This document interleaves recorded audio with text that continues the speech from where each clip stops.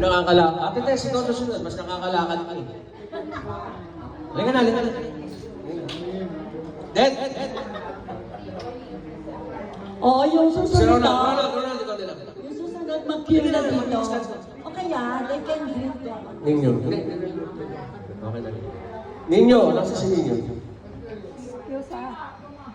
Sige na, pati. Girig mo ang Ninyo. Hindi ka muna sa theater. Siya mo.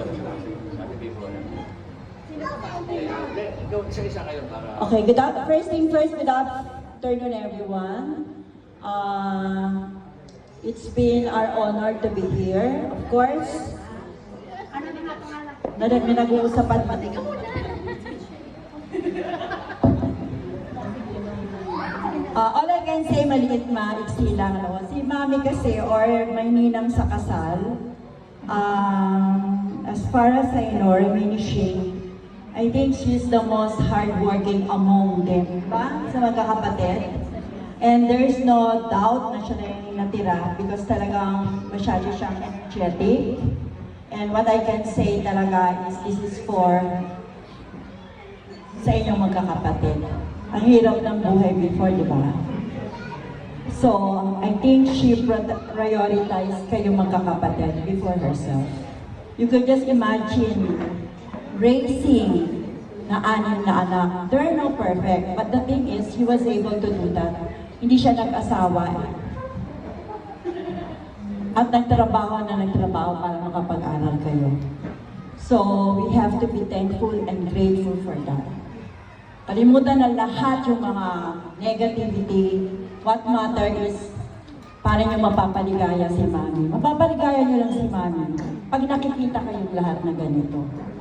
And it's good to see yung mga anak niya, except Ernie, are all here together.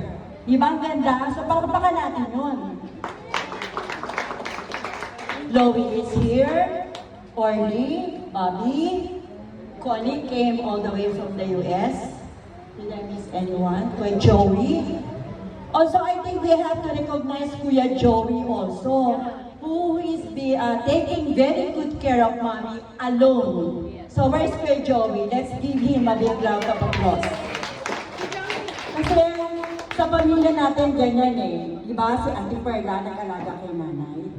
Si Bubot nag-alaga kay Mami. And this time, si Kuya Joey. I think yung retirement niya, lahat, binigay din na kay Mami. So, I mean, yung time and efforts. Diba? It's not a joke na mag-alaga ng 95 years old. Nandyan siya pag ano ng pagkain, merienda, pag may sakit siya. So, we have to thank Kuya Joey also. And of course, other siblings. So, the best thing again is to be together as much as you can, particularly kayo magkakapatid. And that will make nahaba ang buhay ng sinasabi niyong mahal ninyo. So, again, Ate, thank you for everything you did for me also, for our family also. And what we can wish for you is, syempre, good health ka na, bonus ka na. So, happy birthday, and I hope you can still continue being a good mother and being kind to everyone. Thank you. Happy birthday again. Okay, thank you, baby. Si Ate Tess. Good afternoon po. Ako may silang po sasabihin ko. Happy birthday, ate. Nasabi na po lahat ng magandang pinsan. Happy birthday po. Okay, thank you. Si Rona, on behalf. Cleopas. Ate, happy birthday ah. Yung ayuda nyo, meron pa kayo sininda, huwag kang kakalimutan. Ninyo, please greet Mami. Happy birthday.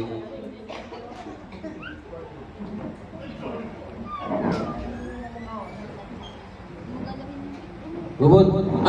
Rona, tata, please come in. Hello everyone! Siyempre, gusto sa'yo, ate. Happy birthday! Pag nakikita kita, naalala ko si Mama Litz dahil ito na lang ang tanging nag-iisang kapatid niya na auntie namin. Maraming salamat sa Panginoon at binigyan siya ng mahabang buhay. Sa ganyang sitwasyon, nakikita natin na malakas pa ang pangangatawan niya. Tulad nga ng sabi ni Insan Orly, hindi pa siya nagda-diaper at nagsashot pa. Yan nga ang sample. Yun mo. Happy birthday again, ate. Andito lahat ng mga apuhay mo. Paglagpas na ng tuhod yun, hanggang paa na. Kailangan mo, hindi namin nakilala. Hindi mo nakilala talaga itong mga nandito. Mamaya, magkano May na. mga baby, may mga teenager, may dalagita, may dalaga, may mga asawa, may mga anak. O kasi... Kaya hindi ko nakilala. Ilan tayo nakita? Bigla na lang may hihilo ng kamay ko. Salamat sa Panginoon, salamat sa mga magkakapatid na Victoriano family at binigyan nila ng magandang pagdiriwang sa ate sa kanyang ika-25 kaarawan. Salamat po sa iyong pagdating. Bless ka. Salamat Oli. Pwede mo mag-Tagalog ka? Okay, next. Si Donna, representative ng Elisante family. Happy birthday, ate. Wishing you a good health. Para makasama pa namin ng matagal. So blessed po dahil umabot po kayo ng 95. Kasi yung nanay ko, 49 lang ang nawala. Kaya, nagpapasalamat din po ako sa dahil hindi nila pinabayaan yung mother nila. Happy birthday po. Anyway, meron nga pala tayong may premyo. Kasi yung unang bisita na dumating si Donna at saka si Tata, may prize yun. 5 suman. Hindi, bakit kasi sinabi ko sa'yo, 5 suman. Yung unang susunod talaga, coming from Sapang Palay, Oh, 5 na suman. Congratulations! Okay. Papatiin mo na sa mama. Aga nila eh. Happy 90th birthday po. Hindi nang ulit. Halika natin. Sige na. Sobrang blessed ko po. Sige na. God bless all. Kaya mo yan. Ganun talaga. Dad, come here. Siyempre, inanganak ni mama. Ito special to eh. Huwag ka na umiyak. Halika na. Halika na. Sige. Okay, anyway. Si Bubot pala. Akala ko siya ka lang dyan eh. Nga pala, happy Valentine sa'yo ha. Hindi, pero siyempre, alam mo naman, si Mami talagang ito kasi, ahente rin to, kulit din ito, sarap katukan. Okay? I thought I wouldn't talk anymore because my sister already said the word. It's okay. Umababanda You know, thanks blessed so much. Not everybody reaches the age of 60.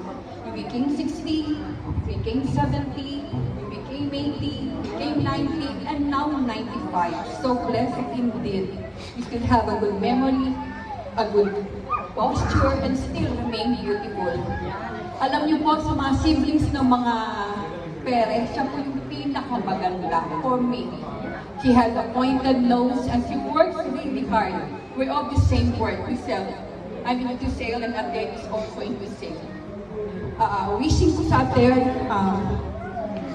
I wouldn't say long life because you already received your life to live, but a good health and a happy life.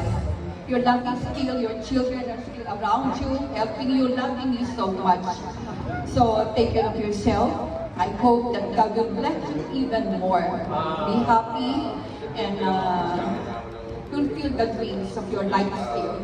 Happy birthday, Ate!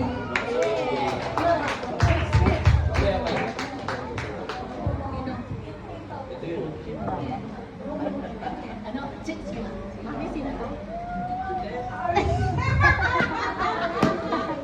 Again, mami. Hindi siya si Tess.